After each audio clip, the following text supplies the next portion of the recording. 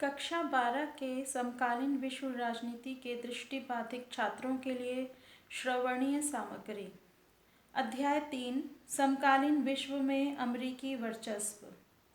अमेरिकी वर्चस्व से तात्पर्य उस दबदबे से है जिसे उसने पूरे विश्व पर कायम रखा हुआ है। अमेरिका का वर्चस्व पूरे विश्व में सोवियत संघ के विघटन से पहले भी था और उसके विघटन के बाद भी कायम है। विगत शताब्दी के उत्तरार्ध में अमेरिका को संसार में एक महाशक्ति का दर्जा प्राप्त हुआ और वर्तमान शताब्दी में भी वह एक महाशक्ति बना हुआ है। उसका वर्चस्व आज भी कायम है। यदि अमेरिका अफगानिस्तान 2001 और इराक 2003 जैसा आक्रमण भविष्य में और 3 देशों पर करता है तो उसकी स्थिति भी विघटन के योग्य हो सकती है। पिछले 60 वर्षों में अमेरिका ने वियतनाम युद्ध में ऐतिहासिक पराजय का सामना किया, मुस्लिम देशों अथवा तेल उत्पादक देशों को दुश्मन बनाया, कट्टरपंथी ईरान द्वारा अमेरिकी नागरिकों को बंधक बनाए जाने के बाद भारी कीमत चुकाकर उन्हें रिहा कराया, तृतीय जगत के देशों में से अनेक को अपने हस्तक्षेप का शिकार बनाकर उनकी स्वतंत्रता और संप्रभुता को सीमित किया, नव उपनिवेशवाद, नव साम्राज्यवाद और वर्चस्ववाद का परचम लहराकर तृतीय जगत के देशों का शोषण और दोहन किया है। अपने स्वार्थ की सिद्धि के लिए अंतर्राष्ट्रीय शांति, सुरक्षा व्यवस्था को समृद्ध करने हेतु समर्पित संयुक्त राष्ट्र संघ नामक अंतर्राष्ट्रीय संगठन को पंगु बनाया है। इस्लामी आतंकवाद का जन्म अरब इसराइल युद्ध के संदर्भ में हुआ था। तब से वह निरंतर मजबूती की ओर उन्मुख रहा है। अरब इसराइल युद्ध के प्रणेता अमेरिका ही था। अपने स्वार्थ की सिद्धि के लिए अफगानिस्तान से सोवियत सेना को भगाने के लिए पाकिस्तान के माध्यम से छद्म युद्ध का सहारा लिया था। उस युद्ध में आतंकवादियों को सहयोग देने के लिए आमंत्रित किया गया था। आतंकवादी तत्वों को प्रश्रय देने के कारण अमेरिका ने लगातार आतंकवादी आक्रमणों को झेलने के बाद 11 सितंबर 2001 की सबसे बड़ी, सर्वाधिक भयानक एवं क्रूर आतंकवादी हमले के दुखद परिणाम का सामना किया। जब उसने आतंकवाद के उत्कर्ष में योगदान दिया, जब वह संसार का सबसे बड़ा वैभवशाली एवं शक्तिशाली देश होने के बावजूद भी अपने को आतंकवादी आक्रमणों को रोकने में विफल रहा, तो वह आतंकवाद को जड़ से उखाड़ने हेतु निरर्थक प्रयास कर रहा है। निसंदेह अमेरिका संसार में अकेली महाशक्ति है। उसका वर्चस्व पूरे विश्व में कायम है। वह संसार का सबसे बड़ा वैभवशाली और शक्तिशाली देश है। वह एक ध्रुवीय अंतर्राष्ट्रीय व्यवस्था को भी कायम रखे हुए है। अमेरिका और नव उपनिवेशवाद। निसंदेह अमेरिका संसार में सर्वाधिक वैभवशाली और वर्चस्वशाली देश है। संसार में अपने आर्थिक वर्चस्व के संधारण एवं समुन्नतीकरण के लिए उसने विगत शताब्दी के 8वें दशक से आर्थिक सुधारों के दौर अर्थात उदारीकरण, निजीकरण एवं वैश्वीकरण के युग का उद्घाटन किया, जो आज भी जारी है। वह पूंजी, वैभव और शक्ति के केंद्रीकरण में विश्वास करता है। वह अमेरिकी संरक्षण में पल रहे अंतर्राष्ट्रीय वित्तीय संस्थानों जैसे अंतर्राष्ट्रीय मुद्रा कोष, विश्व बैंक और अंतर्राष्ट्रीय व्यापार संगठन की कठोर शर्तों को विकासशील देशों पर थोपता है। वह एक ऐसा अंतर्राष्ट्रीय पर्यावरण का निर्माण करता है जो जनकल्याण, प्रजातंत्र और निर्धन समाज के विरुद्ध है। वह क्षेत्रवाद, अलगाववाद, उग्रवाद और आतंकवाद के विकास हेतु उर्वरक भूमि तैयार करता है। वह नए साम्राज्यवाद एवं नए उपनिवेशवाद को संसार पर थोपता है। अमेरिका और आतंकवाद। अमेरिका ने कभी आतंकवाद को प्रोत्साहन दिया और सितंबर 11, 2001 को न्यूयॉर्क स्थित विश्व व्यापार केंद्र टावरों तथा वाशिंगटन स्थित पेंटागन पर ऐतिहासिक एवं हतप्रभ करने वाला आतंकवादी आक्रमण के बाद अमेरिका आतंकवाद के विरुद्ध तब तक युद्ध जारी रखने की बात सोचता है जब तक उसका पूर्णतः उन्मूलन नहीं होता। आतंकवाद के विरुद्ध युद्ध के दौरान अफगानिस्तान की जितनी बर्बादी हुई है उनका पुनर्निर्माण असंभव है। अफगानिस्तान के बदले अब पाकिस्तान आतंकवाद का गढ़ है। 2003 में अमेरिका आक्रमण से इराक बर्बाद हुआ, किंतु अमेरिका का मंसूबा पूरा नहीं हुआ। आतंकवाद के विरुद्ध युद्ध के दौरान राष्ट्रपति बुश ने ओसामा बिन लादेन को जीवित एवं मृत पकड़ने की घोषणा की थी। अफगानिस्तान से सोवियत सेना को खदेड़ने के लिए अमेरिका ने उसका इस्तेमाल किया था।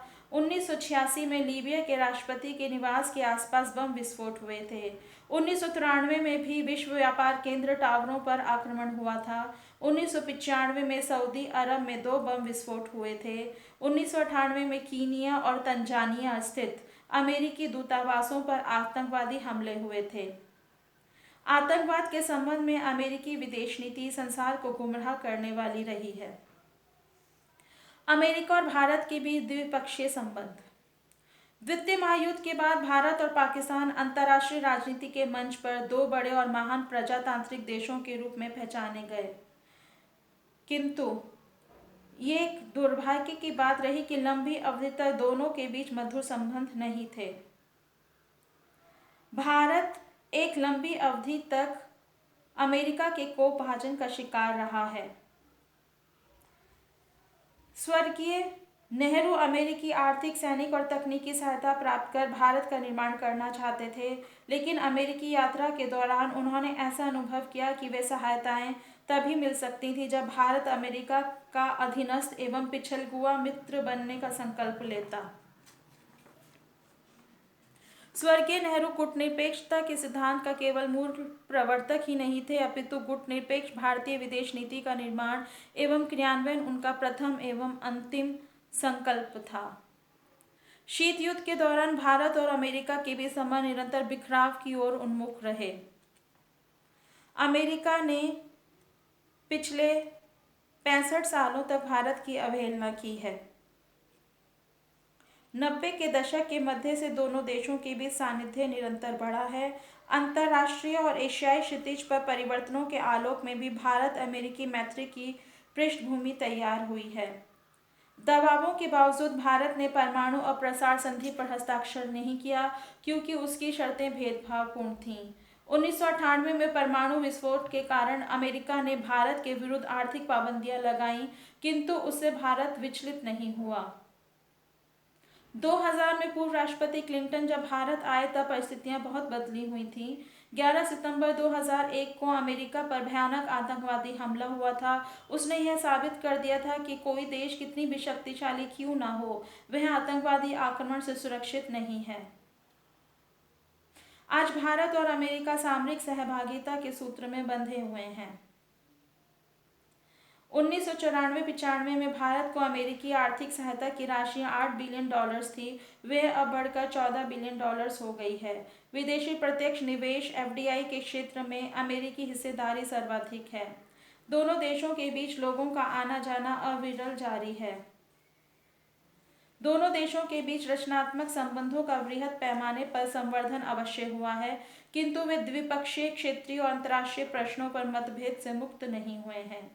भारत अमेरिकी वर्चस्ववादी नीति एक ध्रुवीयतावादी एवं हस्तक्षेप की नीति के कारण क्षुब्ध है।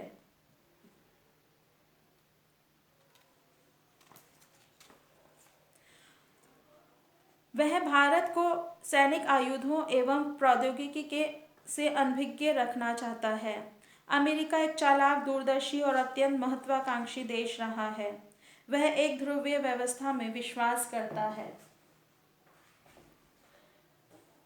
पिछले दशक से अमेरिका विश्व में अपना वर्चस्व आर्थिक, राजनीतिक और सांस्कृतिक रूप से बनाए रखे हुए है। इस बीच उसने विश्व में ऑपरेशन डेजर्ट स्टॉर्म चलाया, ऑपरेशन इन्फिनिट रीच चलाया। इसके साथ ही उसने ऑपरेशन एंड्यूरिंग फ्रीडम चलाया और ऑपरेशन इराकी फ्रीडम भी चलाया। भारत और अमेरिकी संबंध के बारे में विभिन्न विशेषज्ञों की अलग अलग राय है। कोई भारत और अमेरिका के बीच दूरी जरूरी मानता है और कोई विशेषज्ञ अमेरिका और भारत के बीच अमेरिकी वर्चस्व का फायदा उठाने की बात करता है, लेकिन भारत के लिए क्या सही और गलत है, ये भारत की विदेश नीति पर निर्भर करता है। वर्तमान समय में कोविड-19 और कोरोना वायरस को लेकर पूरा विश्व त्रस्त हो रखा है।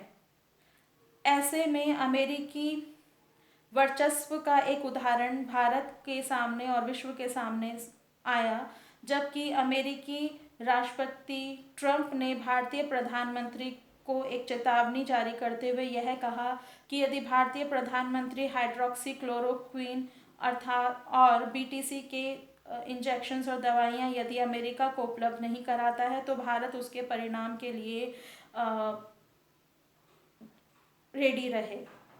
इस प्रकार से अमेरिका का वर्चस्व पूरे विश्व में कायम है और पूरा विश्व उसके वर्चस्व से डरता भी है।